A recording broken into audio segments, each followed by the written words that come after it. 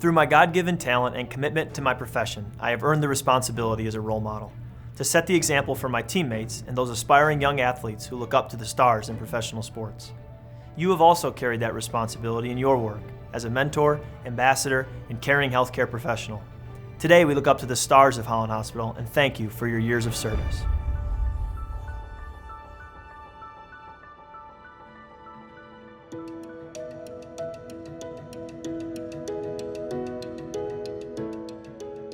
Can't believe it's been 30 years since the first day I walked onto 4 West to begin my career as a staff nurse here.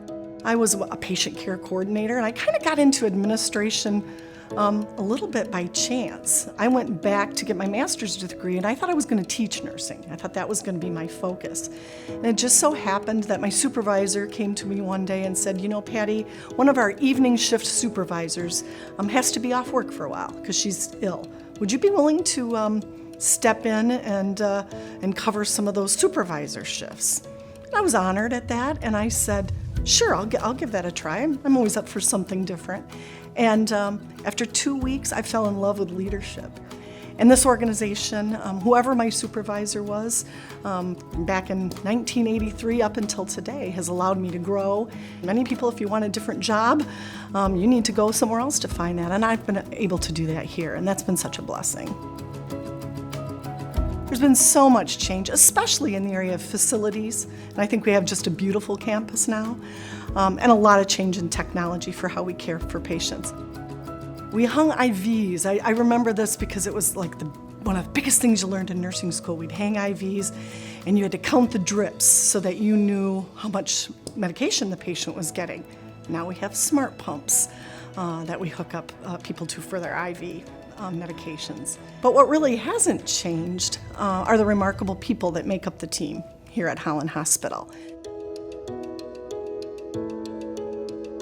Recently, I had the opportunity, I was flying home, and they did one of these overhead pages, "Are there any clinicians, nurses or doctors on board?" And usually I kind of sit there with my hands folded because I haven't practiced nursing for a long time, but nobody answered. So I raised my hand, and I actually went to the back of the aircraft, and we had to start an IV on a patient, and I was still able to do that only because they had the old equipment and I didn't have IV pumps and all the technology. So I do miss that, and I think about in my retirement, maybe I'll go be a volunteer at hospice and sit with cancer patients or something like that. So yeah, I think about that. So as we're celebrating service awards, I just really wanted to especially say a thanks to those who are receiving a service award this year. I'm humbled to work with you and just proud to serve with you. Patty, thank you for 20 years of being a colleague, a coach, a mentor, and a good friend. We appreciate all you do for the nursing division and for the organization. You've been a star for all of us. And that you moved up through staff nursing, management, director, and eventually vice president, senior vice president, CNO. And as someone who works by your side every day, I really appreciate the work that you do and the partnership that you bring.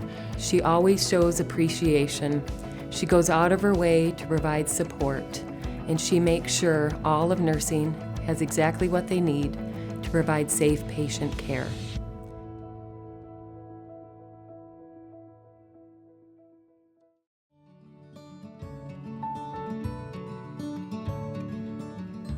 So I actually started as the microbiology technical consultant the week of Tulip Time, 1990, and I was amazed. People were running around in Dutch costumes, and I'm like, how can you work in a Dutch costume? And they're like, well, we got to go dance. And I thought, this is kind of a unique place to work. They let you go dance in the middle of your shift, but we did. So back then, so that was my introduction to Holland Hospital. I thought, wow, this is going to be okay. We actually merged customer service for radiology and laboratory services, combined the two, and now we call it diagnostic customer service. I have a patient with X, Y, and Z. What kind of tests should I order for that? What's available now? So then I would do some research, find out what testing is available to help identify or diagnose that. It's been really nice to establish relationships with physicians and feel like they know they can come to me and get a question answered and have it answered correctly. Back a ways, in laboratory, we decided that wouldn't it be great if we had a draw station where pediatric patients would feel really comfortable. We could kind of take their mind off of the fact that they were going to have to get blood drawn and it was going to hurt. And so we had a enormous fish tank. It had a desk that looked like the ocean. It kind of curled around, and there was just all kinds of fish themed in that facility. And so that was really fun. And the children really enjoyed it for a number of years. I worked up until the last day before my surgery. I did not want to be home. I didn't want to think about it. It's like, and on that last day, they gave me this big basket of stuff. Puzzle books, a book to read, lotion for my feet, lotion for my hands. There were slippers in there, and it's like, that's why I work at Holland Hospital. People care about you. The people that you work with care about you. Helen, on all of our busy, crazy days in customer service, you always knew how to cheer everyone up by bringing in all of your baked goods. You have taught me so much about loyalty, and it's just such an honor to have been able to work with you. I'll never forget the time you let me spend the night at your house when there was an ice storm here in Holland. It was so gracious of you to do that for me, and it made a big difference.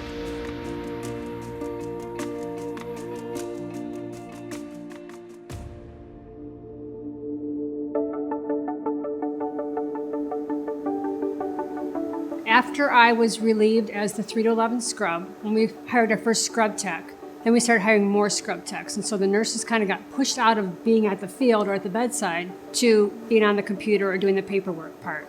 But I really wanted to get bloody. I really wanted to have blood on my gloves and be right there in the thick of things. And so I went to a meeting, an AORN meeting, and there were some girls who were registered nurse first assistants. So that's a nurse who is at the bedside, who takes extra education to be able to assist the surgeon.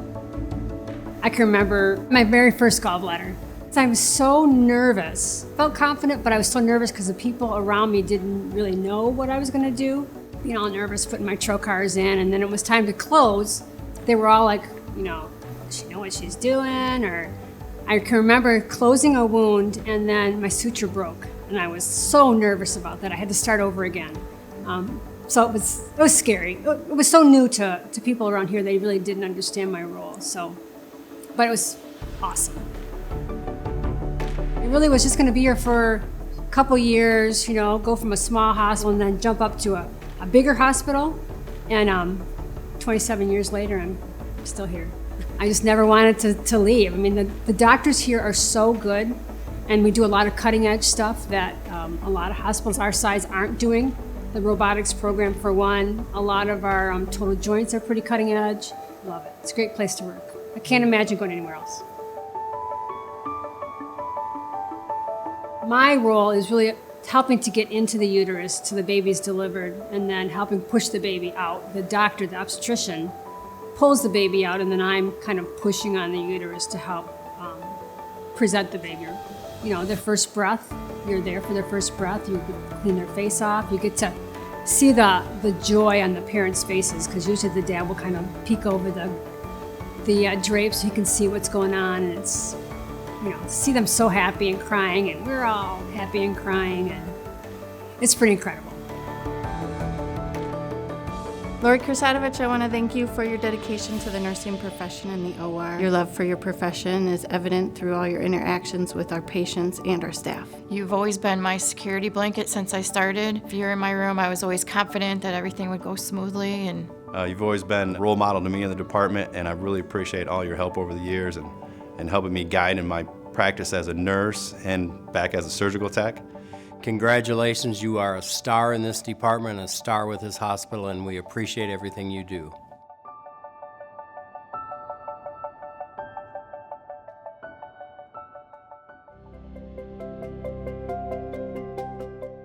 I was working in a nursing home, and I decided after working in a nursing home for a while that wasn't going to be my forte to be a nurse. So I was encouraged to do some shadowing at the hospital, and I shadowed in radiology, and I knew when I was there that day, I'm like, this is what I want to do. And so I worked part-time at first, and then I moved into a full-time position doing general x-ray and some mammography. I like helping people, and I love making sure that everything's working properly so that we know that we're going to get good diagnosis for patients. But I do love my patient contact too, helping people, helping them through the process. Back when we first started doing mammography, patients left here, they had no clue. It could take 2-3 days for their doctors to get them the results. There's a lot of anxiety. Our radiologists are aware of that anxiety level, so over the course of the years, they're very proactive for patients, and I appreciate that. That allows the patient to leave here, know there's nothing wrong when they came in with a problem, or yes, there's something concerning, we're gonna set you up for biopsy, we're gonna get you through here and get the results for you as soon as we can. Mostly they're just scared. It's the anxiety of not knowing what's next. With any disease, there's ups and downs, but you just have to know that there's light at the end of the tunnel and stay encouraged. When I first got into x-ray and mammography, my sister was diagnosed with breast cancer and subsequently passed away from it, but that was before the day where we did a lot of screening mammography. If she were to present with the same issues today as she had back 35 years ago, she would still be alive. And I have a strong family history of breast cancer, so that kind of keeps me going. My love is helping women. I look at it as a challenge. I don't look at it as, okay, we diagnosed somebody with breast cancer and that's very depressing, because we may have given her the gift of life. Thank you for being such a wonderful friend and a wonderful mammographer. You do so much behind the scene work that no one else does. You strive to give our patients the highest quality of care, and as co-workers, you help us to grow and be better. Congratulations, Pat! You're a star!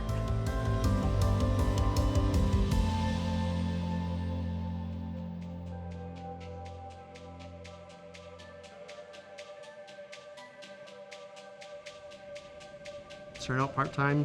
I was just a sophomore in high school yet. Messenger, as they called it back then. Basically what it was is I just had to deliver paperwork and IVs and pharmacy stuff. I'd stop at every floor and work my way all the way from the top all the way down, and it was my very first job. Found out I could go to school and be an x-ray tech in Grand Rapids, so I'd still be able to work at the hospital. And so it was a win-win situation for me. And then CT came along. So at one point I was actually doing all three different modalities.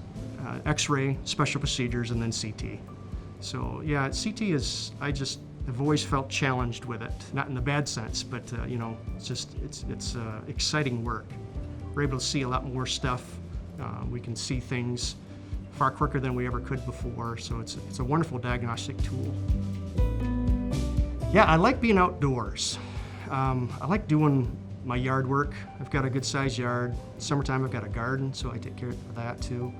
My wife and I like to go out and hiking in different parks that we go to, and we like to go antiquing.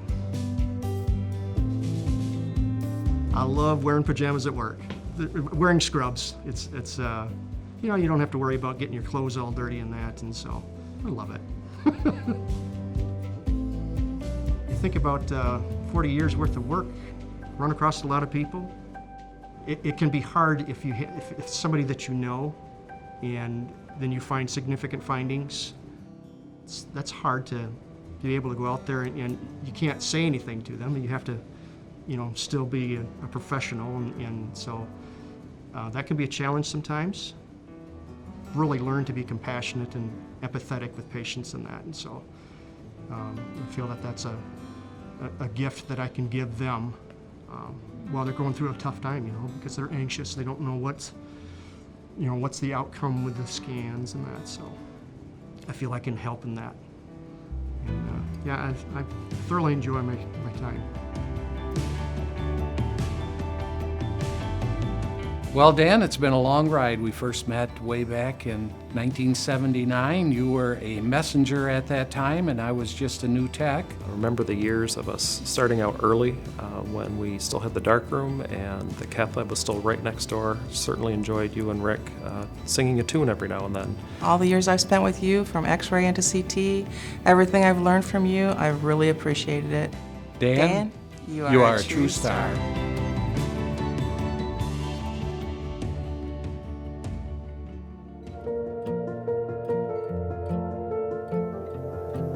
Well, I guess when I was growing up, I wasn't sure what I wanted to do. If I wanted to become a stewardess, a hairdresser, or a nurse. And when I was growing up, my mom bought me one of those mannequins where you could do the hair.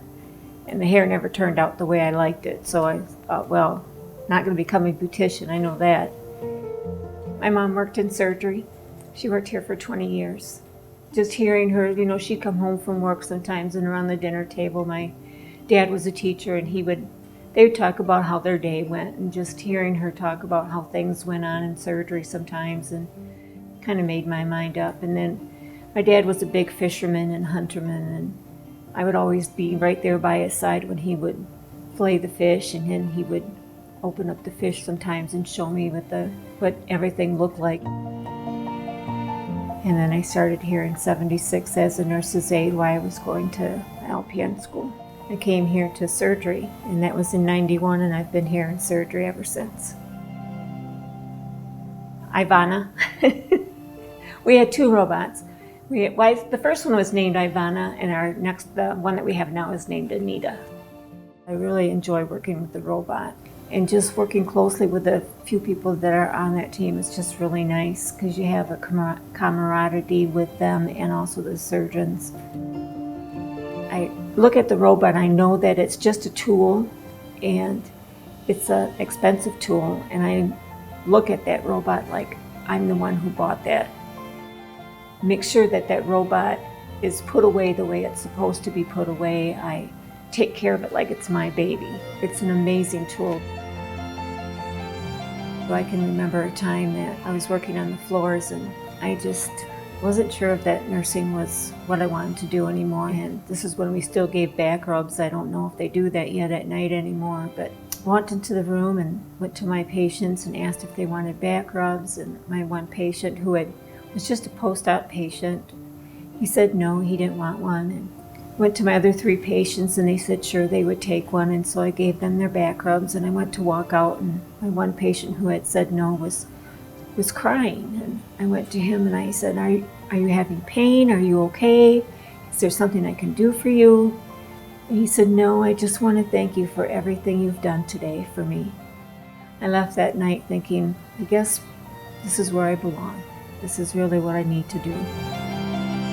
Gayla, congratulations on the number of hours you've put into this department. 82,413 hours year to date. That's amazing. Gayla, you are a superstar. Thank you for your dedication to the nursing profession in the OR. And you have touched over 1,000 lives during your nursing career. It's been a pleasure and an honor working with you all these years.